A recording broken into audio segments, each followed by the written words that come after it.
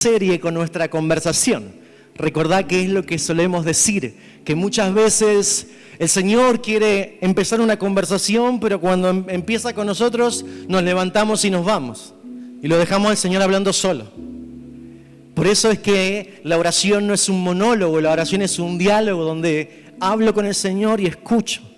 Y muchas veces el lugar de la oración es la invitación de Dios a tener un espacio de diálogo, de conversación.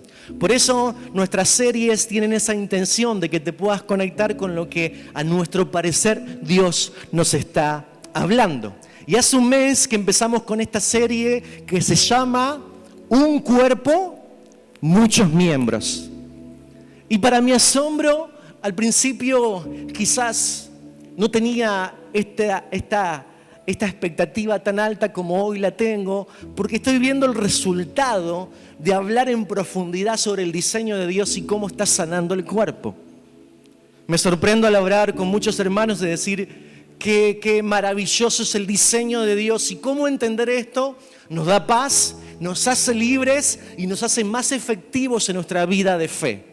Así que hoy es la cuarta sesión de esta serie que hemos llamado Un cuerpo, muchos miembros. En la primera sesión estuvimos hablando y comprendimos que no somos individuos aislados, sino que todos conformamos el cuerpo de Cristo. En la metáfora del cuerpo podemos ver cómo Dios nos integra, esto que la Biblia llama que el Espíritu Santo nos bautiza en un cuerpo, nos introduce en una familia espiritual, y eso es importante entender para darle el valor al lugar que ocupás. En la segunda sesión nos dimos cuenta de que si Dios te puso acá es porque sos necesario. Todos somos necesarios, nadie es prescindible. Así como en un cuerpo hay miembros que son más vistos, están más expuestos que otros, todos tienen una utilidad, todos colaboran, contribuyen para que el cuerpo pueda crecer. Y el domingo pasado estuvimos viendo en la tercera sesión que el desafío no es solamente sentir pertenencia, el desafío no solamente es madurar, el desafío no es solamente conocer el diseño, la metáfora del cuerpo, sino que el domingo pasado vimos que el desafío es crecer. ¿Hasta dónde? Hasta la plenitud de Cristo. No estamos llamados como congregación para hacer una iglesia multitudinaria en términos humanos. Estamos llamados a ser hijos e hijas de Dios donde nuestra meta es la plenitud de Cristo. Después el Señor añadirá todo lo que haya que añadir para que eso ocurra, pero nuestra meta es la plenitud de Cristo. Entonces, la pregunta de esta mañana no es soy parte del cuerpo, no es estoy creciendo hasta la plenitud de Cristo, sino la pregunta es ¿qué estoy haciendo con lo que Dios me dio para llegar hasta la plenitud de Cristo? La sesión de esta mañana es ¿qué estoy haciendo para responder a ese desafío que entendí que tenemos todos de llegar hasta la plenitud de Cristo? ¿Qué estoy haciendo con lo que Dios me dio? Y para esto vamos a ver que Jesús habla en una parábola sobre este tema, una parábola muy profunda, que está en el marco de su segunda venida, y no es casualidad que Jesús habla de esto cuando está hablando de que Él va a regresar. No es casualidad que Jesús habla sobre este punto, ¿qué estás haciendo con lo que Dios te dio para llegar hasta la plenitud de Cristo? En el marco de la segunda venida del Señor. Así que lo que vamos a conversar esta mañana nos sirve para estar preparándonos para ese día. El tema de esta mañana, el título es Administradores de su gracia. No retengas, no entierres lo que Dios te dio. Administradores de su gracia. No entierres lo que recibiste. ¿Están conmigo? Esta es la cuarta sesión y este es el título de la enseñanza, de la palabra que Dios nos va a hablar en esta mañana, que casualmente, digo casualmente, metafóricamente, porque no hay casualidad en el reino, Gaby estuvo ministrando toda la mañana en esta dirección. Iba a decir, si no sabe ella que vive con vos, no, pero no sabía bien lo que iba a hablar. Así que casualmente es administradores de su gracia. ¿Están conmigo? La parábola está en Mateo capítulo 25. Si hay un capítulo hermoso, extraordinario, que tiene que ver con la venida del Señor, es Mateo 25. Mateo 24 es el sermón profético de los últimos tiempos. Jesús habla con sus discípulos sobre las cosas que han de acontecer pronto. Y dice muchas cosas que están relacionadas con lo que va a venir, con la cuestión escatológica. Pero en Mateo 25 Jesús da algunas enseñanzas de cómo prepararnos para ese día. Al principio habla de la parábola de las 10 vírgenes, pero hoy no vamos a hablar de eso, sino vamos a hablar con la próxima parábola. Mateo 25, versículo 14 al 30. Mateo 25, versículo 14 al 30.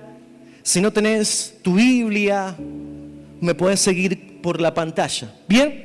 Vamos. La palabra de Dios dice así: porque el reino de los cielos es como un hombre que al irse de viaje llamó a sus siervos y le entregó sus bienes. El marco es la segunda venida del Señor. ¿Están conmigo? El reino de Dios es como un hombre que al irse de viaje llamó a sus siervos y les entregó sus bienes. A uno le dio 5,000 monedas de plata. Otra traducción dice 5 talentos. A otros 2,000 y a otro 1,000. A cada uno conforme a su capacidad. Y luego se marchó. El que había recibido 5,000 monedas negoció con ellas y ganó otras 5,000. Asimismo, el que había recibido 2,000 ganó también otras 2,000. Pero el que había recibido 1,000 hizo un hoyo en la tierra y allí escondió el dinero de su señor. Mucho tiempo después, el señor de aquellos siervos volvió y arregló cuentas con ellos. El que había recibido las 5,000 monedas se presentó y le entregó otras 5,000 y dijo: Señor, tú me entregaste 5,000 monedas y con ellas he ganado otras 5,000. Aquí las tienes. Y su señor le dijo: bien, buen siervo y fiel. Sobre poco has sido fiel y sobre mucho te pondré. Entra en el gozo de tu señor. El que había recibido las 2,000 monedas dijo: Señor, tú me entregaste 2,000 monedas y con ella he ganado otras 2,000. Aquí las tienes. Su señor le dijo: bien, buen siervo y fiel, sobre poco has sido fiel, sobre mucho te pondré, entra en el gozo de tu señor. Pero el que había recibido 1,000 monedas o un talento, llegó y dijo: Señor, yo sabía que tú eres un hombre duro. Yo sabía que ciegas donde no sembraste y recoges lo que no esparciste. Así que tuve miedo y escondí tu dinero en la tierra. Aquí tienes lo que es tuyo. Su señor le respondió: siervo malo y negligente. Si sabías que yo ciego donde no sembré y que recojo donde no esparcí, debías haber dado mi dinero a los banqueros y al venir yo hubiera recibido, aunque sea lo que es mío, más los intereses. Así que quítenle esas 1,000 monedas y dénsela al que tiene 10,000. Porque el que tiene se le dará y tendrá más, pero el que no tiene, aún lo poco que tiene se le quitará. En cuanto al siervo inútil, échenlo en las tinieblas de afuera, allí habrá llanto y rechinar de dientes. ¡Qué parábola!, ¿no? Quiero establecer algunas bases y como siempre hablamos, la palabra de Dios nos confronta, pero nunca nos confronta para acusarnos o avergonzarnos. La palabra de Dios nos incomoda, nos interpela, nos confronta, pero siempre para traer libertad. La palabra es la verdad, es Cristo. Y hemos entendido que la verdad nos hace libres. Así que esta palabra viene acá con responsabilidad para traer libertad. Amén. Lo primero que quiero hablarte, el primer punto sobre el cual quiero descansar en esta mañana es que todo lo que tenemos es de Dios. Esta obviedad es el cimiento sobre lo cual quiero empezar a construir juntos en esta mañana. El primer punto es, todo lo que tenemos es de Dios. Mateo 25:14 dice el versículo: y el amo llamó a sus siervos y les entregó sus bienes. Los bienes del amo les dio a sus siervos. Si vamos a analizar de a poco esta historia, vemos que el amo entregó lo que le pertenecía a él a sus siervos. No dice que el amo les dio a sus empleados algo que les debía, algo que ellos merecían por su trabajo, sino dice que el amo les entregó, les confió sus bienes, les dejó sus pertenencias a cargo. Este es el principio, el fundamento, la base para entender que todo lo que tenemos es de Dios. Hermano, lo que tenés no es tuyo. Lo que tenés no nació en vos, no es producto solo de tu esfuerzo, no es resultado de tu capacidad.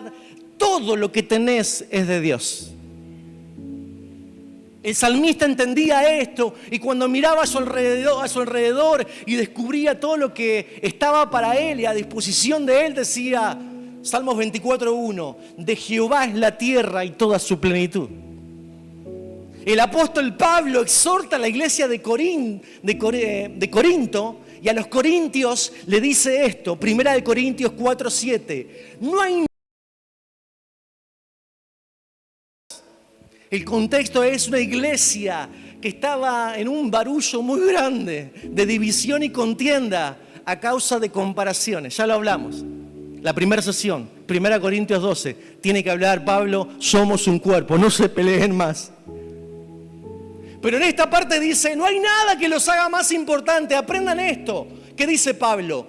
Todo lo que tienen lo han recibido de Dios. Y si todo se lo deben a Él, ¿por qué presumen? Como si ustedes solos lo hubieran conseguido. Pablo le está diciendo, ¿qué tienen que Dios no se los haya dado? Todo se los dio el Señor. Ellos se sentían importantes por sus logros, por las cosas que habían conseguido. Y Pablo les tiene que recordar, dense cuenta que todo lo que tienen es por la gracia de Dios. Todo se lo deben al Señor. Entonces la base para comenzar a construir en esta mañana es entender que todo lo que tenemos le pertenece al Señor. Mateo 25 dice, el amo repartió sus bienes sobre cada uno de nosotros. Entonces, hermano, tu don es de Dios. Tu talento es de Dios. Tu llamado es de Dios. Tu fuerza y tu salud te la da Dios. Tus hijos son de Dios, tu tiempo es de Dios, tu dinero es de Dios, tus bienes son de Dios, tu vida le pertenece al Señor. Y eso cambia la perspectiva y la ecuación, porque si es mío, hago lo que quiero. Pero si lo que tengo le pertenece al Señor, tengo que ser cuidadoso en cómo lo administro, porque no es mío, es del Señor. La iglesia no es dueño de lo que se le ha dado por gracia, es administradora de la gracia. Porque la gracia no es una cosa, no es algo que podemos tener. La gracia es una persona, es Cristo, derramando su favor y su misericordia, su bondad sobre cada uno de nosotros y a través de nosotros. Y esto es clave para poder vivir en paz siendo un cuerpo. Porque cuando creemos que lo que tenemos nos pertenece solo a nosotros, nos confundimos. Y creemos que es un derecho adquirido y nos peleamos entre nosotros. Por ejemplo, mucha gente dice, bueno, vivir es un derecho, todas las personas tienen derecho a vivir. Y la realidad, hermano, que si hoy tenés un día más de vida es porque Dios te lo dio. El aliento de vida de hoy no te pertenece, te lo dio el Señor. Eso cambia la ecuación. Ya no vivo yo, vive Cristo en mí y ahora vivo para Él. Porque mi vida le pertenece al Señor. Esta confusión hace que le dejemos de dar valor a cada día de vida que Dios te da. Nos acostumbramos y nos olvidamos que todo lo que tenemos es por pura gracia.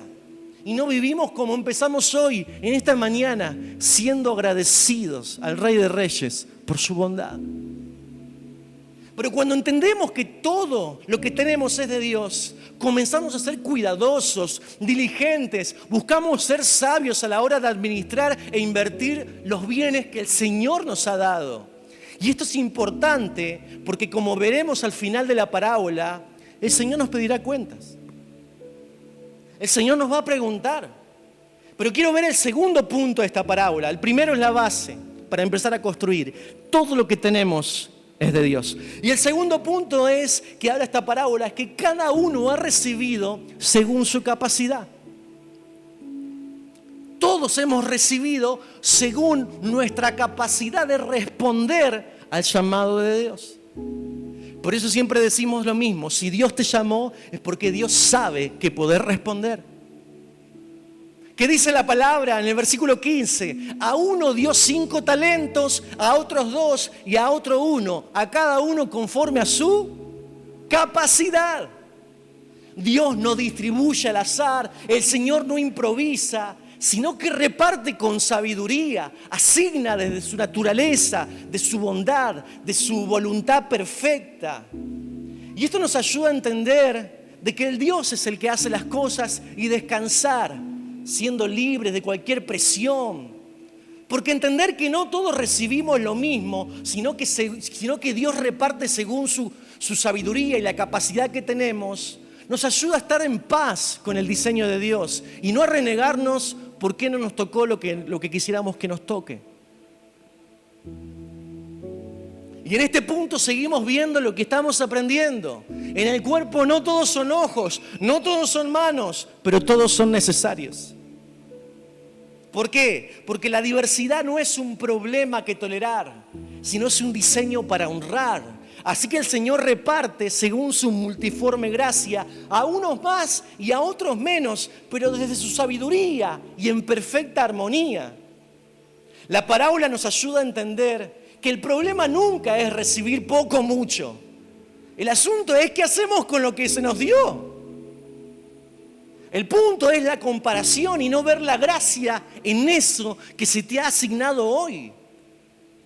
El problema es que muchas veces en mi disconformidad y en mi queja comienza la comparación que produce frustración, la comparación que nos lleva a la envidia, nos paraliza, nos divide. Pero cuando entendemos que el Señor reparte según nuestra capacidad, descansamos en su voluntad. Él lo hizo todo perfecto. Y según este pasaje, la medida de lo que se te ha dado es perfecta para tu asignación. Ay, no, pero si Dios me hubiese dado esto otro, yo podría responder de esta manera. Hermano, la medida de lo que Dios te confió es perfecta para tu asignación. Descansar en el plan de Dios al saber que Dios nos ha provisto de todo lo necesario para responder a su propósito trae sanidad al cuerpo. Así que el asunto no es la cantidad o qué cosas Dios te dio, sino que se te revele que todo le pertenece al Señor y que todo fue un diseño de gracia y de sabiduría. Por eso vamos a ver que al siervo que se le dio un solo talento no fue confrontado porque se le dio uno solo, sino que fue confrontado por lo que hizo con eso que el amo le dio, por ese único talento que le dio. Entonces acá vamos a ver el punto 3 y sobre acá me voy a parar un tiempo más. El tercer punto es el peligro de enterrar lo recibido. El peligro de enterrar lo recibido. ¿Qué dice el versículo 18? Pero el que había recibido un talento fue y cavó en la tierra y escondió el dinero de su señor. Ahora lo vamos a ver, que el amo lo llama siervo malo. Pero el siervo malo no perdió el talento. El amo no lo llama malo porque perdió el talento, porque lo malgastó. Es decir, no es que hizo una mala inversión y le fue mal y perdió lo que el amo le había dado. Ni siquiera eso. No lo desperdició, sino que lo escondió y lo enterró. Y esto es interesante, hermano, porque esconder y enterrar son el resultado de algo más profundo. Quiero que estés con todas tus antenas paradas. Esconder y enterrar es el resultado de algo muy profundo. Esta actitud es el resultado de una forma de pensar, de una lección de vida chata, pusilánime, de una postura mediocre frente al desafío de vivir con propósito. Y en la historia descubrimos que el siervo malo y negligente tomó esta decisión por un motivo. ¿Lo quieres ver? ¿Qué dice la palabra en el versículo 24? Pero el que había recibido 1000 monedas llegó y dijo: Señor, yo sabía que tú eres un hombre duro, que ciegas donde no sembraste y recoges lo que no esparciste. ¿Y qué dice el versículo 25? Así que tuve miedo. Tuve miedo y escondí tu dinero en la tierra. Aquí tienes lo que es tuyo. El motivo está en la parábola. ¿Por qué enterró y escondió? El motivo es claro. El siervo malo escondió y enterró porque tuvo miedo. El miedo, hermano, es el principal enemigo de la multiplicación. El miedo es el enemigo invisible que nos deja en la mediocridad. El miedo es el que nos lleva a retener en vez de dar para multiplicar, que nos impide salir de la espiral de estancamiento, que nos pone a la defensiva y en modo supervivencia. Hermano, muchos esconden y entierran lo que Dios le dio por miedo. Miedo a fallar, miedo a exponerse, miedo a no ser suficiente, miedo a no dar la talla, miedo a la crítica, miedo a intentarlo otra vez y fracasar, miedo al rechazo. El miedo nos lleva a enterrar nuestros sueños, el miedo nos paraliza cuando tenemos que dar pasos de fe. El miedo siempre nos aleja lejos de los negocios del reino, de la inversión en la causa de Cristo, de asumir riesgos para ver la multiplicación. El miedo. Pero el miedo, hermano, es el resultado de una mentira que se ha instalado en el fondo del corazón como verdad. Y eso regula tus decisiones.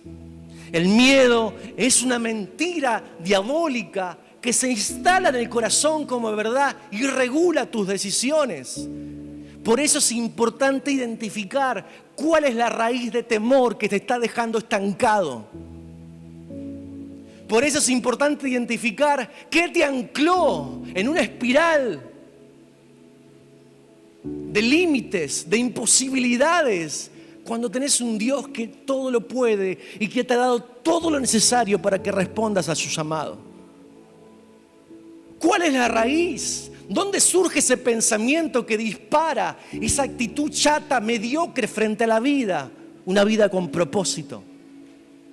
Y en la historia podemos ver cuál es la raíz.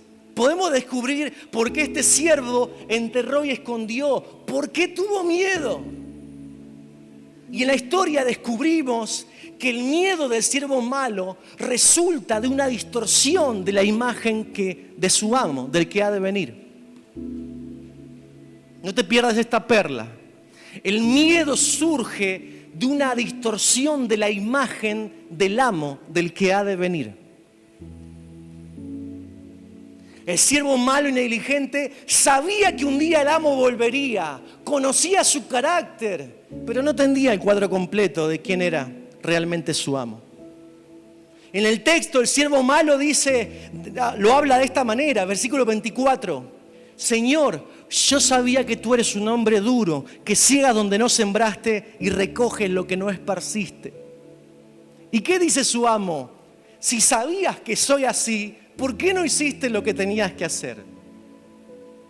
Es decir, que el siervo malo no es que no conocía a su amo, no lo conocía de forma completa. Se quedó con un conocimiento viejo. No conocía realmente el amo que iba a venir. ¿Te suena? No conocía quién era. El problema no es el miedo, hermano, sino el problema es qué pensamiento, qué situación, qué conversación dispara esa actitud en tu vida que hace que tengas miedo, temor y te paralices. La pregunta en esta mañana es, ¿quién es Dios para vos? ¿Conoces realmente a Cristo, el que ha de venir? Porque cuando ves a Dios como un jefe, enterrás, escondés. Pero cuando ves a Dios como Padre, multiplicás y Cristo se multiplica en vos, porque conoces realmente cómo es Él. Cuando conoces el corazón del Padre, administrás tu vida desde el amor, la confianza. Cuando conoces la gracia de Cristo, te animás a amar y a vivir como Cristo amó. Si crees que Dios es duro, vas a servir por obligación. Vas a hacer las cosas por culpa. Vas a vivir una vida en santidad por temor. Pero si creo que Dios es un Padre, me voy a aferrar a sus brazos y voy a vivir conforme a su voluntad, porque su amor ha cubierto multitud de errores y me siento en deuda con Él. Si creo que Dios es distante, me voy a esconder. Si creo que Dios es severo e imprescindible, voy a reaccionar desde el temor. Pero cuando conozco quién es Dios, quién es mi Padre, jamás haría las cosas por presión u obligación. Respondo desde el amor, desde la gracia, desde un corazón que desborda de agradecimiento por el sacrificio de Cristo. Nosotros no buscamos multiplicar lo que nos dio para que Dios nos acepte. Multiplicamos porque ya estamos aceptos en Cristo. Somos hijos de Dios. Hermano, quizás no estás enterrando tu don por falta de capacidad. No te estás escondiendo porque no te dieron lo que vos creías que Dios te tenía que dar. Quizás estás enterrando porque todavía no se ha restaurado la imagen de Dios Padre en tu vida.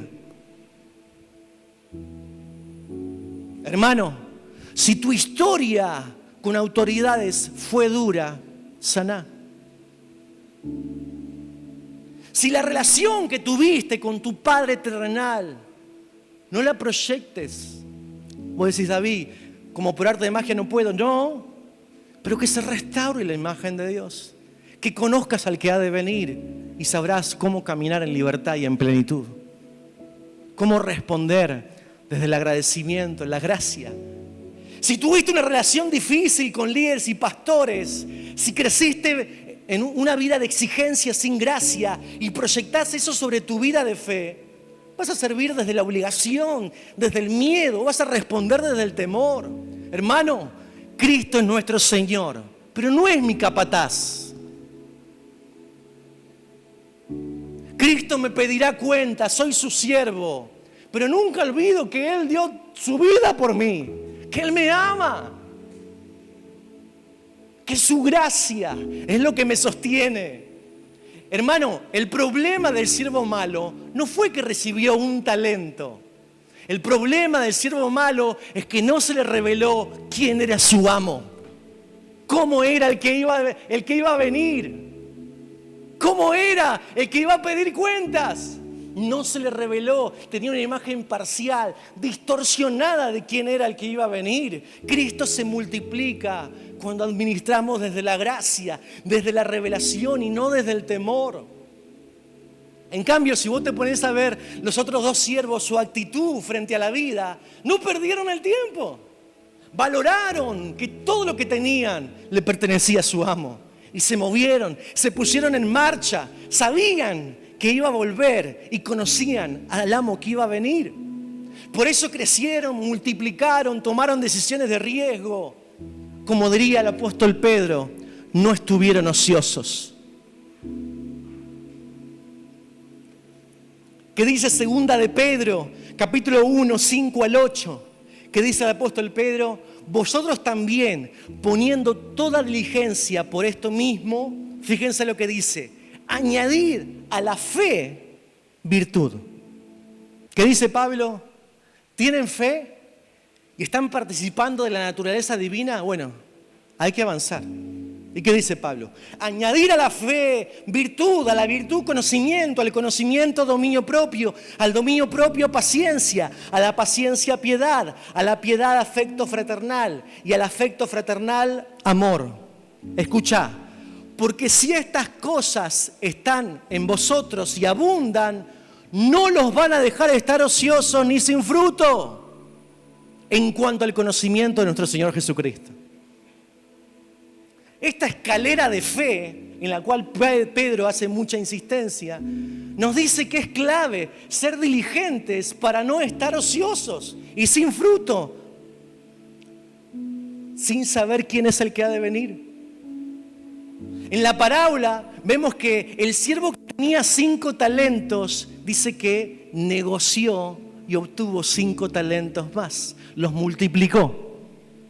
Hermano, y el término negoció significa que negó el ocio, no se quedó quieto, no fue perezoso, no estuvo ocioso, no se quedó sin fruto, fue diligente en añadir a su vida más de lo que Dios le había asignado.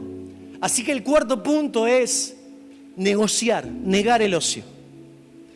¿Qué dice el versículo 16? El que había recibido 5,000 monedas negoció con ellas y ganó otras 5,000. Y asimismo el que había recibido 2,000 ganó también otras 2,000. Negoció, hermano, en el reino la multiplicación está en el negocio, no me malinterpretas, en negar el ocio, en saber cómo administrar e invertir lo que Dios nos ha dado, en ser diligente en esta escalera de fe, en el crecimiento del conocimiento de Jesucristo, del que ha de venir. Los siervos que multiplicaron, negociaron, invirtieron, se arriesgaron, se pusieron en marcha, ocuparon su tiempo, valoraron el día que Dios le dio. El que tenía 5 talentos, 5,000 monedas, obtuvo 10,000 monedas. El que tenía 2,000 negoció y multiplicó, tuvo 4,000. Fíjate el detalle del siervo que escondió y enterró su talento. El amo lo llama siervo malo, negligente, perezoso. Versículo 26, la Nueva Traducción Viviente dice: pero el amo le respondió, siervo perverso y perezoso. Si sabías que cosecho lo que no sembré y recojo lo que no cultivé, ¿por qué no depositaste mi dinero en el banco? Al menos hubiera podido obtener algún interés de él. ¿Por qué malo y perverso? Porque aun si el siervo que tuvo un talento era conservador y no quería trabajar para su amo porque era perezoso, aunque sea, dice, podía haber dejado el dinero en el banco. Y aunque sea el banco le hubiese dado los intereses a su amo, pero ni eso. Y esto me recuerda la cantidad de gente que, como este siervo, cree que lo único que tiene que hacer en la vida como cristiano es mantener su vida medianamente ordenada y así está bien. No molesto a nadie, cumplo con lo mínimo con Dios y ya está. Y acá vemos que el amo espera otra cosa de nosotros. Espera que podamos vivir una vida llena de significado, que colabore con su plan, llena de propósito, de plenitud, no debajo del estándar, de la medida que Cristo logró en la cruz, hasta la plenitud de Cristo. Cristo espera una respuesta de sus siervos distinta a conformarme con lo mínimo. No es, bueno, me congrego, no es, bueno, de vez en cuando ofrendo, diezmo una vez cada tanto, canto una canción cuando tengo ganas, oro antes de comer, David, ¿esa cuenta? Oro antes de comer. Preparo un versículo para poner en el Facebook, no sea cosa que creen que soy menos espiritual. Pongo una foto en Instagram que dista de la realidad de mi vida. Pero en esta parábola el Señor dice, lo importante no es eso, es administrar lo que Dios nos dio con sabiduría, negar el ocio, invertir lo que Dios nos dio por gracia, dándole valor a las cosas importantes de la vida, como lo dice la palabra. Porque hay miembros del cuerpo que quizás no están en pecado, pero están enterrados en sus propios miedos. Algunos no están lejos de la iglesia, se congregan cada domingo, pero están escondidos detrás de excusas y empantanados en un sinfín de problemas. Muchos se esconden, y bueno, soy introvertido, no me dan lugar, no me valoran de verdad. Ahora es el tiempo para mis cosas. Hoy estoy con mucho trabajo, mis preocupaciones son demasiadas, David. Y mirá, puede ser que algo de esto esté sucediendo, pero delante del Señor no habrá tiempo para excusas. Por eso es importante entender el diseño, el plan, y que conozcas quién es el que ha de venir. Porque Él nos invita a multiplicar los talentos. En el marco de esta serie, estamos aprendiendo que muchas personas no dañan al cuerpo deliberadamente, pero quizás si un miembro no colabora, no contribuye al crecimiento de la iglesia, el cuerpo lo siente. La iglesia se resiente. En la sesión del domingo pasado vimos que cuando un miembro no ocupa su lugar y no cumple su función, la familia se duele, el cuerpo lo siente. Y en este día estamos viendo que el Señor volverá y te pedirá cuentas. ¿Qué hiciste con lo que te di? Pero para que entiendas que esta confrontación, yo sé que es fuerte. Vos sabés que yo no suelo predicar de esta manera, pero en la sesión de hoy, vos sabés que no es que dije, ya sé quién va a venir, voy a predicar esto. No, esto es una conversación que empezó hace un mes. Pero para que sepas cómo es el que ha de venir y conozcas su naturaleza, para que veas cómo es esta rendición de cuentas, vamos a ver el último punto donde descubrimos cuál es el foco, cómo es esta presentación delante del amo, del Señor. Y el quinto punto nos va a explicar que Dios no busca ver cuánto hiciste, Dios busca fidelidad. No, porque a mí no se me dio y no logré y los números no salieron. Dios busca fidelidad. Versículo 20. Versículo 20. El que había recibido 5,000 monedas se presentó, las entre otras 5,000 y dijo: Señor, me entregaste 5,000 monedas y con ello he ganado otras 5,000. Aquí tienes. Y su Señor le dijo: bien, buen siervo y fiel. Porque sobre poco fuiste fiel, sobre mucho te pondré. Entra en el gozo de tu Señor. Él viene y su galardón con él. El amo no dijo: qué exitoso que fuiste porque te volviste millonario. El amo no dijo: qué talentoso, cómo alcanzaste fama y popularidad. Qué bien, cuántos seguidores tuviste en Instagram. El amo no dijo: qué impresionante, David, lograste tener un ministerio exitoso. No dirá eso. El amo, el que ha de venir, vendrá y verá si fui fiel o no fui fiel. Y esto es así porque la fidelidad es la medida del reino, no las cosas que pueda mostrar. Es si fui fiel con lo que Dios me dio. El foco no está en la cantidad de ganancias. El amo no estaba mirando la magnitud de la multiplicación. Porque si te pones a ver en la parábola, el que multiplicó 5 recibió lo mismo que el que multiplicó 2. El punto no está en la cantidad, está en la fidelidad. Dios no compara resultados. Dios evalúa si tuviste un corazón fiel, una vida fiel a su llamado. Cristo se multiplica en una iglesia que es fiel con lo que tiene, con lo que Dios le dio. Hermano, no esperes a tener más para dar pasos de fe. Sé fiel en administrar lo que Él te asignó hoy, con el escenario que hoy tenés, en lo poco, ahí donde nadie ve, sé fiel ahí. Porque cuando sos fiel en servir a Dios, donde Dios te pone, cuando sos fiel en amar a las personas que Dios pone a tu lado, cuando sos fiel en discipular tu casa y a los que te necesitan, cuando sos fiel en permanecer en intimidad con el Señor, ahí Cristo se multiplica. Mira, como conclusión, el asunto no es cuánto recibiste, qué dones tenés, qué talentos tenés. El punto es, ¿qué estás haciendo con lo que Dios te dio? ¿Qué estás haciendo con lo que se te asignó por gracia? Porque el que ha de venir pedirá cuentas.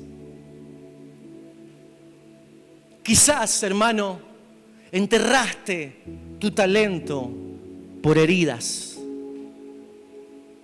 Quizás te escondiste por la vil comparación que el enemigo siembra en nuestro corazón turbulento.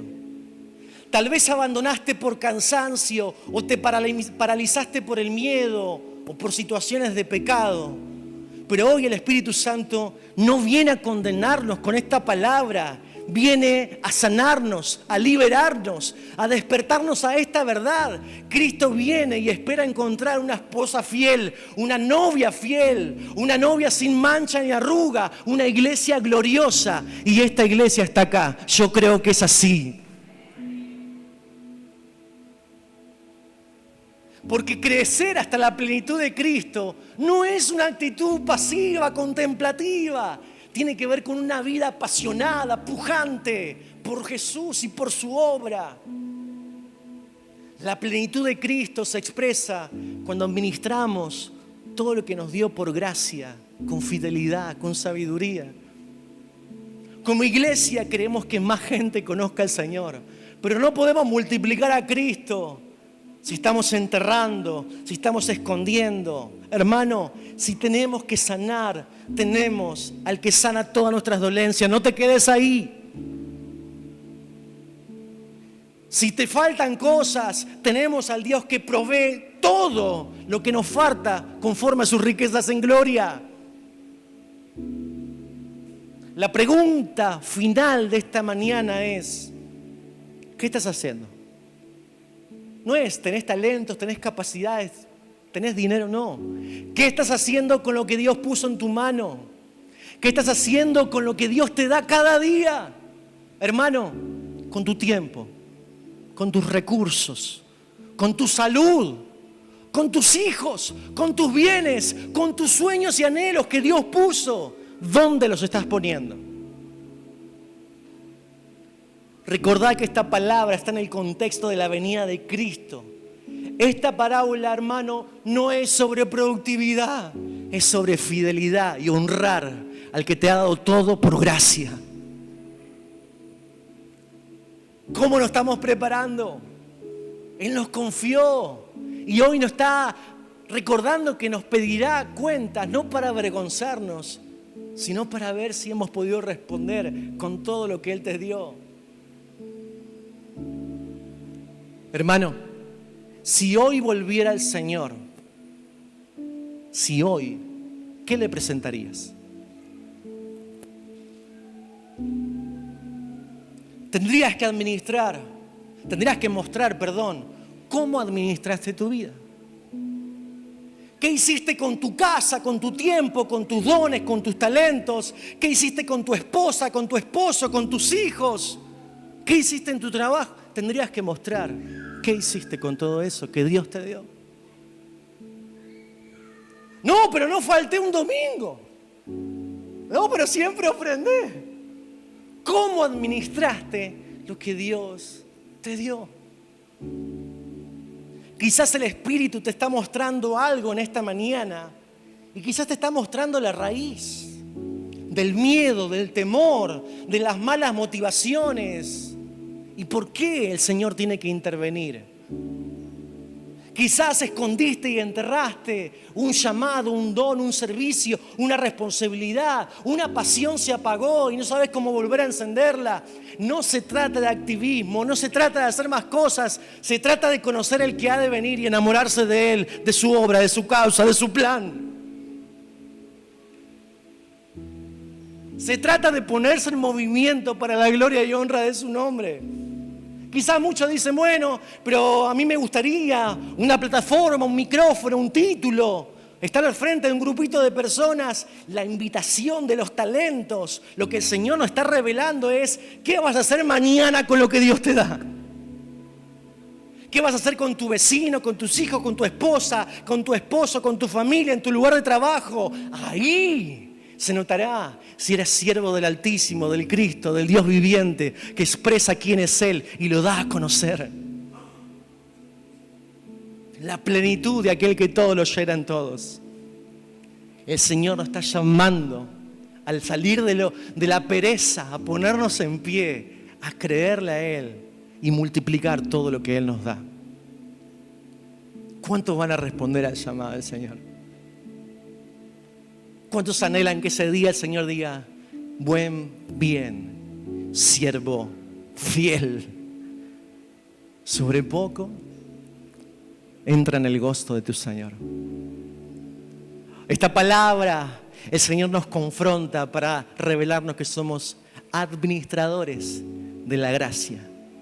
Y la gracia no es una cosa, la gracia es una persona, la gracia es Cristo en nosotros. Amén. Te invito a ponerte de pie, vamos a orar.